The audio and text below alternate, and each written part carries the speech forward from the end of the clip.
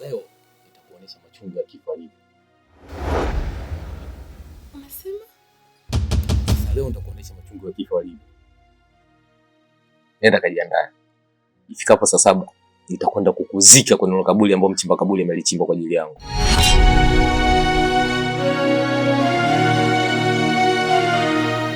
Dalili zote zinaonyesha kuwa tulikosea masharti.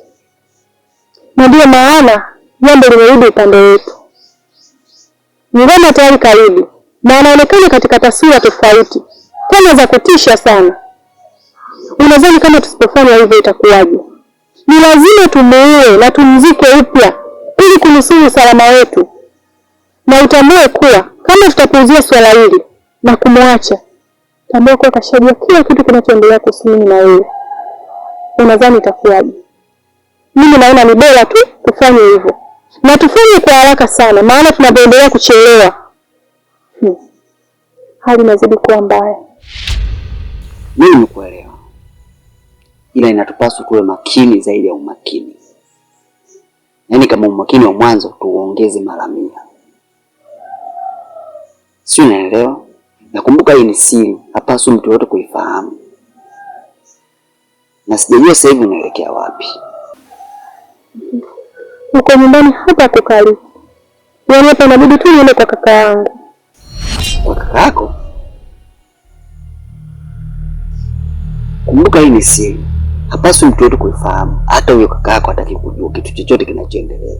Au kuna kitu umemwambia? Sawa. Mapenzi ni upofu. Mapenzi ni majani. Yanaweza kuota popote kwenye raha, hata vitani. Mimi nilidhani kuna faraja kwako, baby. Nikakupenda unipe moyo wako, baby. Sasa siyaelewi, mapenzi yetu siyaelewi. Mbona siyaelewi, mapenzi yetu siyaelewi. Kwenye moyo wangu umeingia kwa ndani. We dada, kwani unaitwa nani?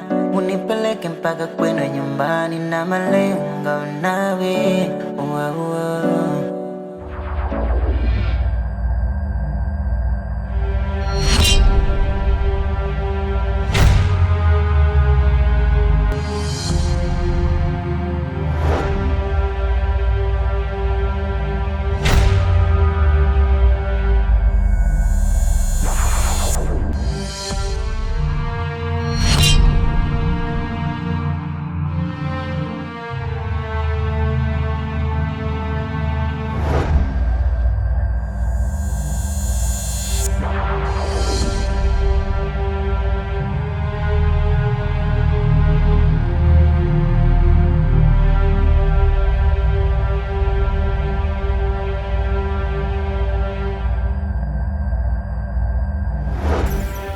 Bwana Shehu, mwenyeji wangu imekuwa ghafla sana. Imekuwa mapema sana. Nadhani taarifa zangu umezisikia. Lakini usijali. Hata zako nazo. Kitu ninachohitaji kukwambia, achana kabisa na hii vita. Acha kufuatilia mambo ya watu. Vinginevyo itakufanya kitu kibaya sana.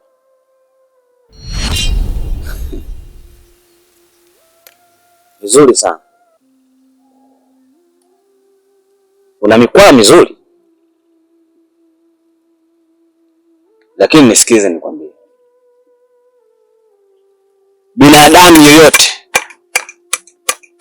ameumbwa kutumia udongo.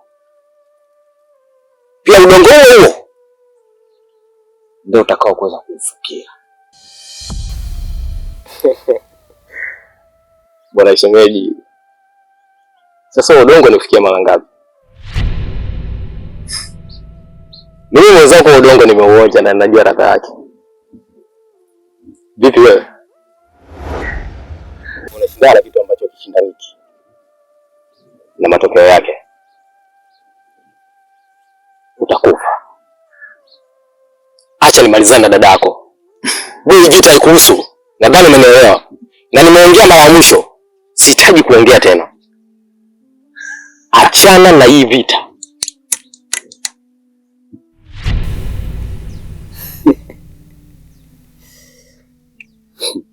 Eti niachane na hii vita, wakati najua kabisa unakwenda kumdhuru mdogo wangu mimi. Unafikiri nitakubali? Nikwambie kitu, naitwa mti mkavu wa ukauki, na ukikauka Mungu kapenda.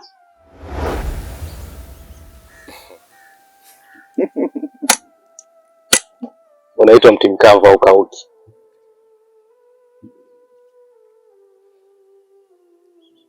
Basi ngoja nikukaushe.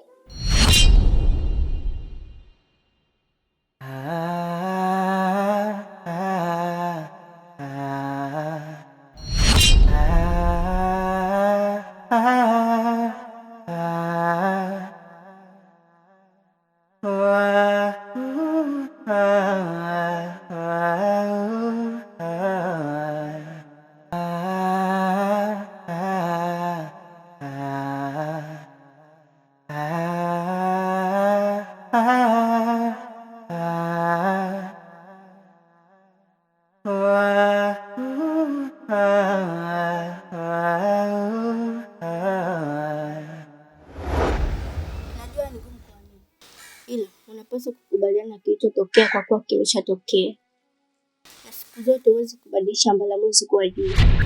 Sawa, lakini utambue hili jambo lina ugumu gani au lina ukubwa kiasi gani. Hili jambo ni zito zaidi ya uzito. Niliamini kila kitu kimekwisha, lakini kimekuwa tofauti kabisa. Najiuliza kwa nini ameweza kufufuka ingawa tulibadilisha kila kitu. Na kwa macho yangu nimeenda kufungua kaburi, lakini cha ajabu sikukuta mwili wake.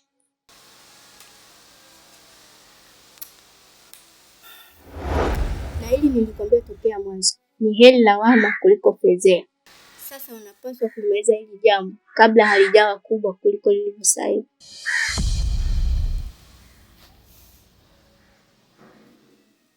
Sawa, nimekuelewa. Mazali nilianzisha, basi nitajua nalimaliza vipi. Hakuna marefu anakosa ncha. Na siku zote wanasema mbio za sakafuni huishia ukingoni. Hii mikono yangu ilichimba kaburi kwa ajili yake, basi pia itamzika tena. Mapenzi ni upofu, mapenzi ni majani, yanaweza kuota popote kwenye raha, hata vitani. Mimi nilidhani kuna faraja kwako baby, nikakupenda unipe moyo wako baby, sasa siyaelewi. Japokuwa ulitaka nife moja kwa moja ili nisione yale yanayojiri katika dunia hii. Japo ulijaribu kubadilisha kaburi, ulipotambua kuwa nimetambua siri yako. Alafu kitu kingine, ile maiti uliyoiona, ile maiti ni ya kwako wewe. Ninamaanisha kuwa wewe ni mfu uliye hai, unatembea ukiwa umekufa. Naomba unisamehe. Najua nimekukosea na najua jinsi gani nimeumiza moyo wako, lakini ilibidi tu nifanye hivyo. Haikuwa lengo langu. Kimya. Hebu nikwambie kitu kimoja. Siku zote huwezi kuzima moto kwa kuwasha moto au kwa kupuliza ili uzimike. Sasa leo nitakuonyesha machungu ya kifo hivi. Unasema? Sasa leo nitakuonyesha machungu ya kifo hivi. Nenda kajiandae. Ifikapo saa 7 nitakwenda kukuzika kwenye kaburi ambao mchimba kaburi amelichimba kwa ajili yangu.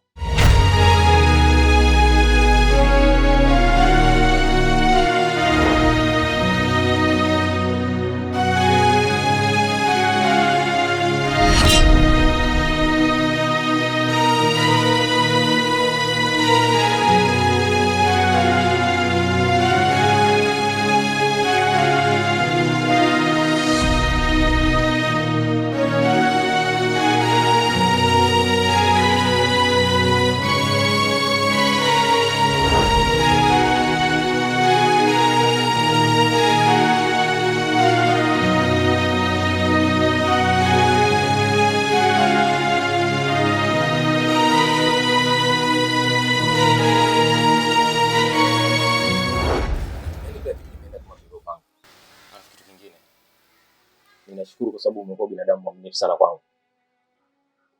Hivyo basi, ninakuomba maliza kazi. Ikamilishe kazi tuliyoanzisha. Usikosee hata kidogo. Nadhani umenielewa. Sawa, nimekuelewa. Natumaini ushakipata kile ambacho ulikuwa unakitafuta ndani ya kaburi. Uko sahihi. Kwa sasa na 50. Bado 50 nikamilishe kazi. Na hizo 50 zipo kwa mchimba kaburi. Narudia tena. Hakikisha nakamilisha kazi. Usikosee hata kidogo. Kitu kingine, tambua kwamba nakuamini sana. Kwa sitegemei kama utakwenda kinyume na. Asante kwa kuniamini. Nitahakikisha naimaliza kazi yako. Okay, sawa.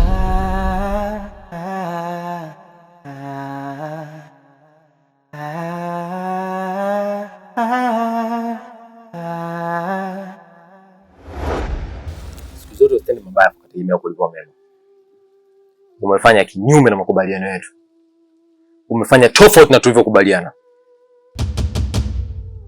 Umekwenda kunizika kwenye kaburi ambalo hatukubaliana kwenda kunizika. Unajiona mjanja sana, si ndio? Nisikilize kwa makini. Ngoma yule uliokuwa unamfahamu mwanzoni ni tofauti na ngoma huyu. Ngoma huyu wa sasa ni anatisha. Ngoma huyu wa sasa ni mbaya kuliko unavyofikiria. Sasa nitakwenda kukupa adhabu ambayo utashindwa kuibeba na hautaihimili hata kidogo. Naomba nisikize kwa makini na pia unielewe. Muda wa kuishi katika dunia wako umekwisha. Kwa sasa wewe ni mfu. Nakumbuka hili ulilitaka mwenyewe. Na wewe kwa kauli yako uliniambia nikakuzike. Lakini ukujua kwa nini nilikubali kukuzika wewe. Kwa sababu kuna kitu ambacho nilikuwa nakitaka kupitia wewe. Na vizuri umefahamu kila kitu kuhusu mimi. Lakini nikwambie kitu kimoja. Nitahakikisha unarudi tena kwenye udongo. Sikiliza nikwambie wewe. Unazidi kunipandisha hasira. Umenifanyia makusudi na bado unaendelea kunipanda kichwani. Umekwenda kinyume na makubaliano yetu. Alafu bado unatamba kwangu. Hakuna siku ambayo utakuja kuijutia kama leo. Kumbe ni jeuri, ndio? Sasa nisikilize kwa makini. Nitakwenda kukugawanyisha vipande vipande. Na hautaonekana tena katika uso wa dunia. Yaani umeingia kwenye shamba langu. Umejifanya ngedere. Umekula mahindi yangu. Alafu bado unanikejeli. Katika dunia hii hautakuwa na sehemu yoyote kukanyaga. Kila utakapokanyaga utapona ni moto. Kuanzia sasa ninakufuta katika uso wa dunia.